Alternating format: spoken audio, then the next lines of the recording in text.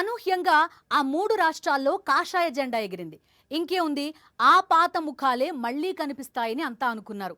కానీ అందరికీ షాక్ ఇస్తూ 3 రాష్ట్రాల్లో కూడా ముఖ్యమంత్రుల ఎంపికలో బీజేపీ ఊహకందని నిర్ణయాలు తీసుకుంది.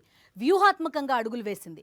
3 రాష్ట్రాల్లో పార్టీకి ఘన విజయాన్ని అందించడంలో కీలక పాత్ర పోషించిన వర్గాలకు పెద్దపీట వేసింది.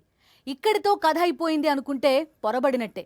ఆ 3 రాష్ట్రాల్లో కొత్త ముఖాలను పరిచయం చేయడం వెనుక పెద్ద వ్యూహమే దాగుంది. చాలా దూరం ఆలోచించే బీజేపీ అధిష్టానం ఆ నిర్ణయం తీసుకుంది. ఇంతకీ కొత్త ముఖాల వెనుక కొత్త సమీకరణాలు ఉన్నాయా? 3 రాష్ట్రాల్లో ఊహకందని బీజేపీ వ్యూహం వెనుక అసలు కథేంటి?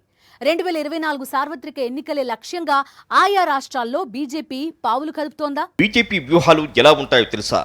ఎవరైనా తమ శత్రువుని కోపంతో కొడతారు, లేదంటే బలంగా కొడతారు. కానీ బీజేపీ అలా కాదు, చాలా శ్రద్ధగా కొడుతుంది. ఏదో ఒక గోడ కడుతున్నట్టు, గులాబీ మొక్కకు అంటు కడుతున్నట్టు చాలా జాగ్రత్తగా, పద్ధతిగా కొడుతుంది. అందుకే రాజకీయాల్లో బీజేపీ స్టైలే వేరనేది.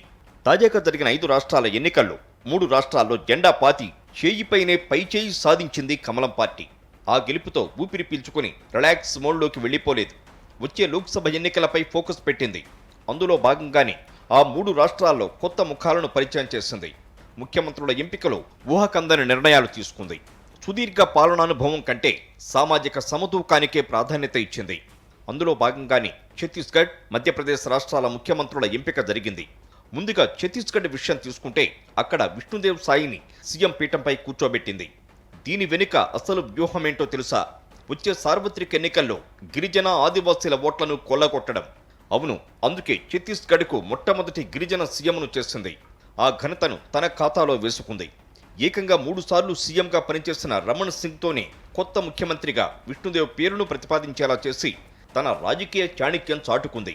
ఇక మధ్యప్రదేశ్ విషయానికి వస్తే అక్కడ కూడా అందరి అంచనాలను తలకిందులు చేసింది బీజేపీ అధిష్టానం.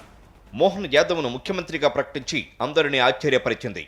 దాదాపు 2 దశాబ్దాలుగా రాష్ట్రానికి ముఖ్యమంత్రిగా పనిచేసిన శివరాజ్ సింగ్ చౌహాన్ను కాదని కొత్త మోహన్ యాదవ్ను ముఖ్యమంత్రి పీఠంపై కూర్చోబెట్టింది.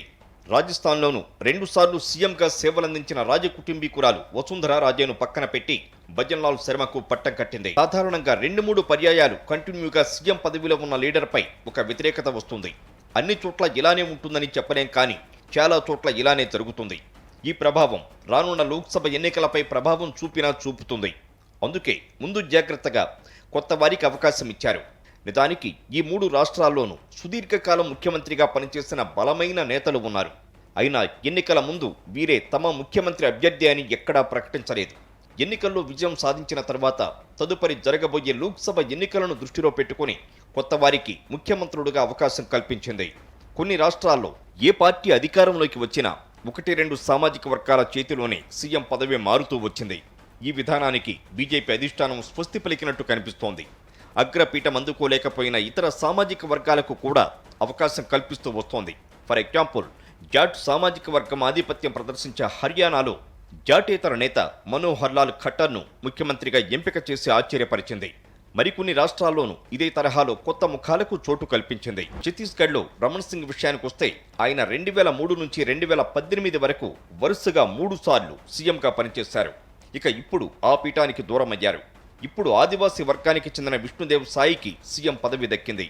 ఇక్కడ ఆశ్చర్యపరిచే విషయం ఏంటంటే అతను రమణ్ సింగ్కు చాలా సన్నిహితుడు. కేంద్రంలోని వాజ్పేయి ప్రభుత్వంలో సహాయ మంత్రిగా పనిచేస్తున్న అనుభవం విష్ణుదేవ్కుంది. దేశంలో గిరిజన ఆదివాసీ జనాభా 9% ఉంటే ఛత్తీస్గఢ్లో వారి సంఖ్య 31%.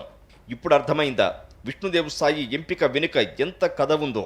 ఆయన్ను ముఖ్యమంత్రిగా ఎంపిక చేయడం ద్వారా గిరిజన జనాభా ఎక్కువ సంఖ్యలో ఉన్న అన్ని రాష్ట్రాల్లోనూ ఆయా వర్గాలను ఆకట్టుకునే ప్రయత్నం చేస్తోంది. అది ఎలా అంటే ఒక్క ఛత్తీస్గఢ్లో మాత్రమే కాదు, జార్ఖండ్, మధ్యప్రదేశ్, రాజస్థాన్, ఒడిశా, మహారాష్ట్ర, తెలంగాణ, ఈశాన్య రాష్ట్రాల్లో ఆదివాసీ జనాభా గణనీయంగా ఉంది. వారి మెప్పు పొందడమే బీజేపీ వ్యూహం. విష్ణుదేవ్ సాయిని సీఎంగా ఎంపిక చేయడం ద్వారా రాష్ట్రపతి వంటి అత్యున్నత రాజ్యాంగ పదవులే కాదు, రాజ్యాధికారంలోనూ భాగస్వాములను చేయడం బీజేపీతోనే సాధ్యమన్న సంకేతాలు దేశ ప్రజల్లోకి పంపింది. మధ్యప్రదేశ్లో అయితే దళితులు, ఆదివాసీలతో పాటు బీసీలు కూడా పెద్ద సంఖ్యలో బీజేపీ వైపు నిలిచారు. మధ్యప్రదేశ్ రాజకీయాల్లో ఓబీసీల మద్దతుతో బీజేపీ అధికార పీఠాన్ని అందుకుంటూ వస్తోంది. సుదీర్ఘకాలంగా ముఖ్యమంత్రిగా ఉన్న శివరాజ్ సింగ్ చౌహాన్ ఆ సామాజిక వర్గానికి చెందినవారే. మధ్యప్రదేశ్ రాష్ట్రానికి ముఖ్యమంత్రులుగా పనిచేసిన వారిలో బీజేపీ ముఖ్యమంత్రులు అందరూ కూడా ఓబీసీలే. అందుకే ఇప్పుడు ముఖం మారిన మధ్యప్రదేశ్లో ఓబీసీ చేతికే మళ్లీ సీఎం పదవి దక్కింది.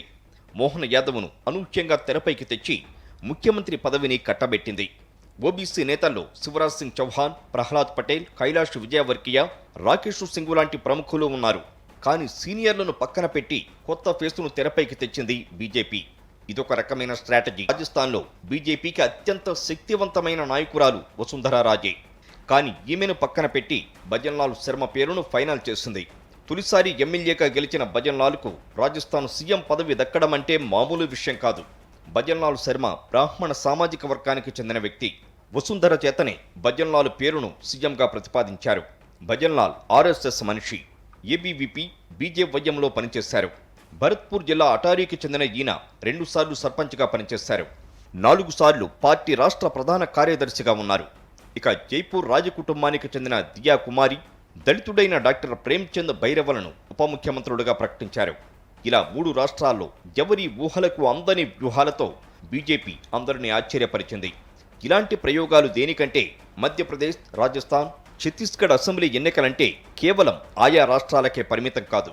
వాటి ప్రభావం రాబోయే సార్వత్రిక ఎన్నికలపై ఖచ్చితంగా ఉంటుంది.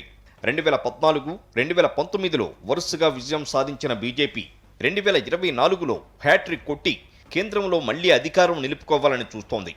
ఈ క్రమంలో 3 రాష్ట్రాల్లో విజయం బీజేపీకి రాజకీయంగా అనుకూల వాతావరణాన్ని ఏర్పరిచింది.